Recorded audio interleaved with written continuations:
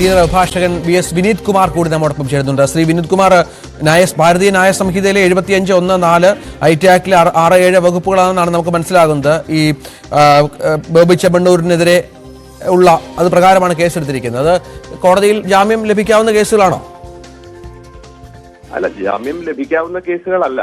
ഇതിപ്പോ ഈ BNS ഇപ്പോ ഇതിനകത്ത് സെക്ഷൽ ഹരാസ്മെന്റ് എന്ന് പറഞ്ഞ ഒരു വകുപ്പ് പ്രകാരമുള്ള കുറ്റമാണ് ഇപ്പൊ ബോബി ചെമ്മണ്ണൂർ ചെയ്തതായിട്ടുള്ള ആരോപണം വന്നിരിക്കുന്നത്.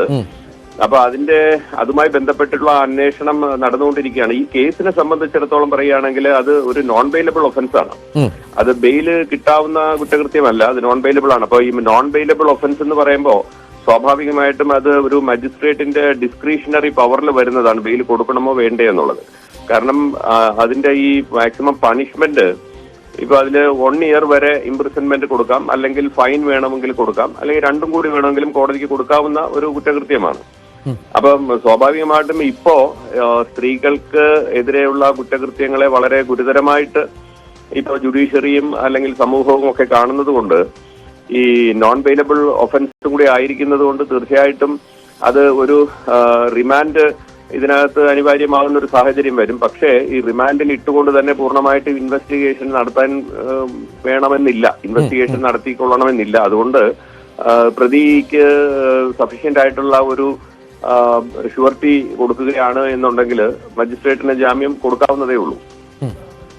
അതായത് ഈ പ്രതി എന്ന് പറയുന്ന ആൾ പ്രമുഖ വ്യവസായിയാണ്, സമൂഹത്തിൽ അറിയപ്പെടുന്ന ആളാണ്. ഇപ്പോൾ നമുക്ക് ഈ നാട് വിട്ടു പോകാനൊക്കെ സാധ്യതയുള്ള ആളുകൾക്കാണല്ലോ ഇത്തരത്തിൽ ജാമ്യം നിഷേധിക്കപ്പെടുകയും മറ്റും ചെയ്യുക. കണ്ടീഷണൽ ജാമ്യം അല്ലേ, കണ്ടീഷണൽ ജാമ്യം കൊടുക്കാവുന്നതാണല്ലേ? സാധാരണ രീതിയിൽ ഇങ്ങനെയൊക്കെയുള്ള സാഹചര്യങ്ങൾ വരുമ്പോ ഈ ജാമ്യം അനുവദിക്കുമ്പോൾ വ്യവസ്ഥകളോടുകൂടി മാത്രമേ ജാമ്യം അനുവദിക്കാവുള്ളൂ. ഇപ്പോൾ ജിമ്മി പറഞ്ഞതുപോലെ രാജ്യം വിട്ടു പോകാനൊക്കെ സാധ്യതയുള്ള ഒരു സാഹചര്യം ഉണ്ട് എങ്കിൽ സ്വാഭാവികമായും പാസ്പോർട്ട് സറണ്ടർ ചെയ്യാനായിട്ട് ഉറപ്പായും പറയും.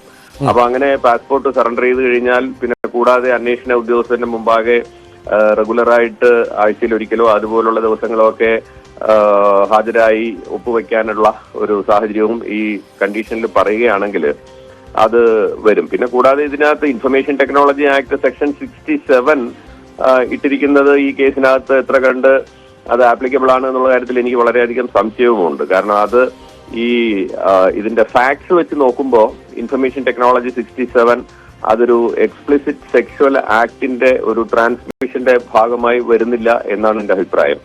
അതുകൊണ്ട് എന്നാൽ കൃത്യമായിട്ടും ഈ 75(4) വകുപ്പ് പ്രകാരമുള്ള സെക്ഷുവൽ ഹരാസ്മെന്റിന്റെ പരിധിക്കുള്ളിൽ കൃത്യമായി വരികയും ചെയ്യും. അപ്പൊ അതുകൊണ്ട് ഇത് ശ്രീമതി ഹണി റോസിന്റെ പരാതി എന്ന് പറയുന്നത് ഇത് വളരെ ഗുരുതരമായി തന്നെ കാണേണ്ടതും കൂടിയാണ്. തീർച്ചയായും അതാണ് സാഹചര്യം. ഏതായാലും ജഡ്ജിന്റെ ഡിസ്ക്രിഷണറി പവർ തന്നെയാണ് ഈ ജാമ്യവുമായി ബന്ധപ്പെട്ട കാര്യങ്ങൾ. ശ്രീ വി.എസ്. വിനീത് കുമാറാണ് സീനിയർ അഭിഭാഷകൻ ഈ വിഷയത്തിൽ സംസാരിച്ചത്. നമുക്ക് അതിന്റെ